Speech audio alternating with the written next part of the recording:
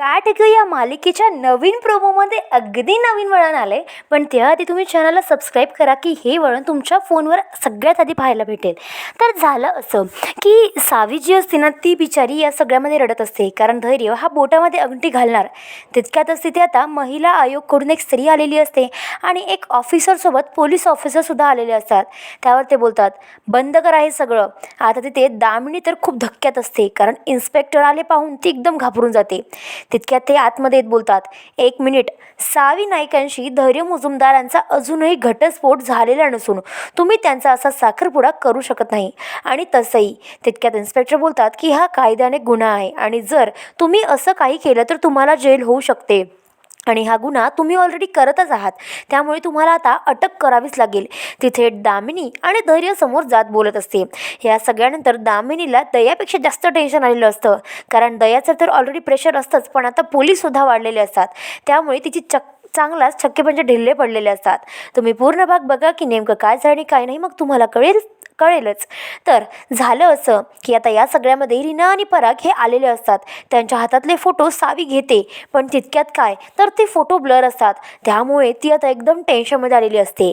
ती बोलते म्हणजे सावी की हेच तर शेवटची होप होती, पण आता हे नीट नाही आहे म्हटल्यानंतर काहीच होऊ शकत नाही आणि ती बिचारी टेन्शनमध्ये आलेली असते. इकडे सावी विचारत असते की नेमकं आता समोर काय करावं. तर इरा आणि धैर्य हे दोघेजणं साखरपुड्यासाठी अंगठीची पूजा वगैरे करून तिथे आता अंगठी घालत असतात. तितक्यातच ती आता समोर येते. त्याच्या डोळ्यात कंटिन्यू पाणी असतं आणि तिला काय करावं ना हेच कळत नसतं. ती एकदम तिथे हायपर झालेली असते. तितक्यात दामिनी बोलते, बघितलंस का दया, समजलं ना, आता ती घराच्या बाहेर जाणारच आहे आणि तू अजिबात काळजी करू नको.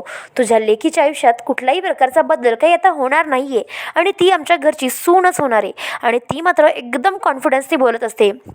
दया देखील खुश असतो, कारण त्याला वाटतं की आपली लेक एवढ्या मोठ्या घरामध्ये नांदणार आणि तिच्या हाताखाली पायाखाली तिच्या शरीरावर सगळे सोनं दागिनं आणि नोकर चाकर असणार, त्यामुळे तो सुद्धा खुश असतो. पण इकडे आता सावी तितक्यात तिथे तिच्यासमोर वेटर येत असतो आणि ती आता वेटरजवळचा एक ज्यूसचा ग्लास घेते आणि ती ते पेत असते. या सगळ्यामध्ये तिला आता चक्कर यायला लागते आणि तिच्यावर आता नशा चढत असते.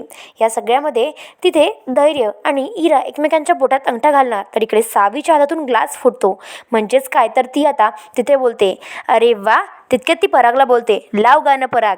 आता असं म्हटल्यानंतर पराग आणि रीना सुद्धा तिथे आतमध्येच येत असतात. त्यावर ते गाणं वाजवतात. इकडे ती जोशात नाचत असते. त्यावर अनुराधा घाबरून जाते. ती बोलते, सावी बाळा काय करतेस तू, शांत हो आधी. तितक्यात ती आता घाबरून गेल्याने लगेच सावी बोलते, अगं आई, हे तर सेलिब्रेशन आहे, माझ्या नवऱ्याचा साखरपुडा नवऱ्याचा. आणि असं म्हणून ती आता तिथे तमाशा करत असते.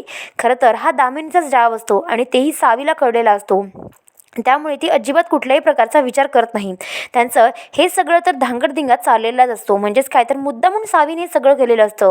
तितक्यातच तिथे आता तिला धैर्य बोलतो, काय करतेस सावी, शांत हो. ती मात्र आता इराचा हातात हात घेते आणि तिला बोलते, अरे वा, कॉंग्रॅच्युलेशन्स इरा, तुला माझा नवरा फ्रीमध्ये भेटतोय, फ्रीमध्ये. आणि असं म्हणून ती आता मुद्दा म्हणून नाचत असते. इकडे धैर्य बोलतो, सावी शांत हो.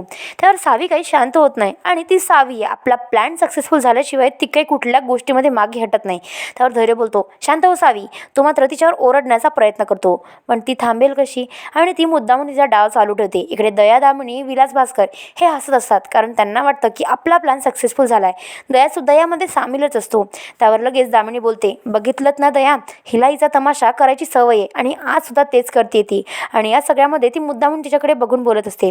तितक्यात लगेच धैर्य बोलतो, सावी बस कर, माझी सावी अशीच कधी करू शकत नाही. त्यावर तिचं हे सगळं रूप पाहून ती लगेच बोलते, धैर्य तुम्ही काय म्हणालात. त्यावर लगेचच ती आता शुद्धीवर येण्याचं नाटक म्हणजे शुद्धीवर येत असते. ती मुद्दामून आतापर्यंत असं नाटक करते की ती नशेत आहे. आणि या सगळ्यामध्ये ती जाणून बुजून लगेचच तिथे दामिनीकडे रागात बघत बोलते, बघितलंत. आणि त्यावर लगेचच दामिनी बोलते की कळलं ना आता तुम्हाला. त्यावर तिथे सावी बोलते, मला काय वाटलं तुमचं प्लॅन कळत नाही, अहो तुम्ही माझा तमाशा करायचा. तर आता या सगळ्यामुळे ती लगेचच बोलते, मला कळलं होतं तुमचा प्लॅन. आणि ती आता हे सगळं मनातल्या मनात बोलत असते, कारण तिला माहिती असतं की जर आपण काही उलटसुलट बोललो तर ही दामिनी आहे, त्यामुळे ती आता गप्पच बसते. या सगळ्यामध्ये तिचं तर हे बोलणं चाललेलंच असतं. पण इकडे आता दामिनीला मात्र टेन्शन आलेलं असतं. त्यावर तिथे आता दया बोलतो, काय चाललंय सगळं ताई. इकडे इराचा चांगलंच इन्सल्ट होतो, त्याच्यामुळे ती गप्पच असते. त्यावर लगेच दामिनी बोलते, हे सगळं मी नाही घडून आणलं रे. त्यावर लगेचच दामिनी बोलते की थांब. आणि ती बोलते, धैर्य चल, तू लवकर चल इथून. चल तिच्या बोटात अंगठी घाल. आणि तिथे आता या सगळ्यामध्ये तो त्याला मुद्दामून ओढत ओढत इराकडे घेऊन जातो आणि इराला म्हणतो, थांब इरा, तुझ्या बोटात तर आता अंगठी घालणारच आहे. आणि तिला अंगठी घालण्यासाठी जबरदस्ती करत असतो. सावी ही आता रीना आणि परागला कंटिन्यू फोन लावत असते आणि त्यांना लवकरात लवकर येण्यासाठी विनवण्या करत असते. तर इकडे आता ते दोघेही जण येतो येतो असंच म्हणत असतात, कारण फोटो कन्वर्ट करायला सुद्धा वेळच लागत असतो. तर इकडे आता दामिनीला दया म्हटल्याने दामिनी लगेच बोलते, बरोबर आहे दया तुझं, ह्या पोरीला इथून काढायलाच हवं. आणि असं म्हणून ती आता इशाऱ्याने भास्कर आणि विलासकडे काहीतरी नजर फिरवून बोलण्याचा प्रयत्न करते. त्यावर आता ती प्लॅनिंग करत असते आणि ते प्लॅनिंगसुद्धा त्यांना कळलेलेच असतं. आता या सगळ्यामध्ये लगेचच विलास आणि भास्कर तिथून उठतात आणि आपल्या प्लॅनिंगसाठी तयारी करत असतात. म्हणजेच काय, तर आता ते इकडे तिकडे फिरून काय करता येईल ह्याचाच विचार करत असतात. तितक्यात तो आता ज्यूस पिण्यासाठी जातो.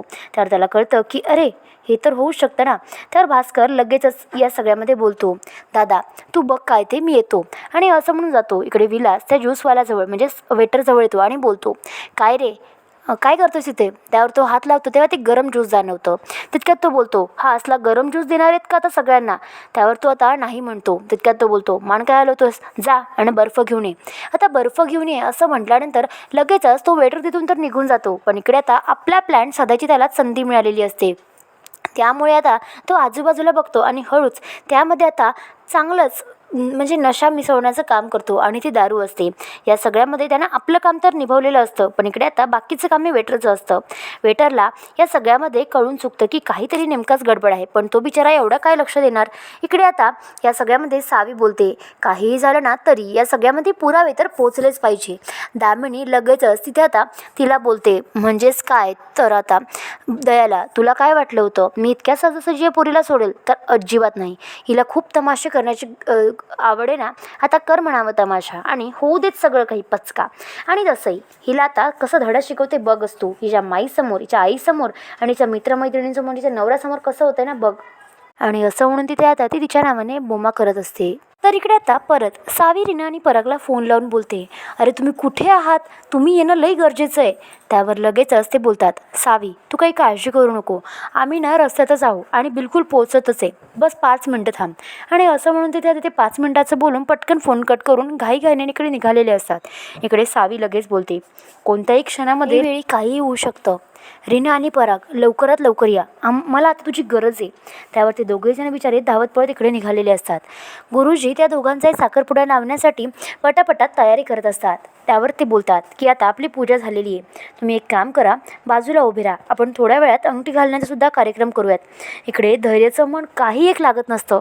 तो वारंवार तिच्याचकडे बघत असतो आणि या सगळ्यामध्ये वारंवार त्याला वाटत असतं की काहीही झालं ना तरी मी या सगळ्यामध्ये असं वागून कामी येणार नाही. त्याचं अर्धमन तर सावीकडे असतं पण अर्धमन मात्र तिच्याचकडे म्हणजे त्या साखरपुड्यात असतं. त्याला कळत नसतं की त्याने नेमकं काय करावं, पण सध्या तरी त्याला असं वाटतं की आपण इथे तिच्याचकडे लक्ष द्यायला हवं. त्याचं मन आता म्हणतं की नाही धैर्य, तू खूप चुकीचं करतोयस. त्यांचं हे बोलणं चालूच असतं. इकडे सावी जी असते ना ती आता दाराकडे बघत असते. कधी एकदा रीना आणि पराग येत आहे हेच तिला कळत नसतं. समोरून रीना आणि पराग आलेले असतात. ते या सगळ्यामध्ये विचार करतात की काहीही झालं ना तरी मी आता त्यांना पुरावे देणारच, आणि म्हणून ते फोटो घेऊन तिला आवाज देण्याचा प्रयत्न करतात. इकडे दोघेही जण म्हणजेच इरा आणि धैर्य हे दोघेही जणी उभे राहतात. तिकडे आता सावी जी असते ना ती बघते तर काय, दरवाजामध्ये तिथे रीना आणि पराग असतात. ते पाहून धावत पळत त्यांच्याकडे जाते आणि बोलते, आलात तुम्ही.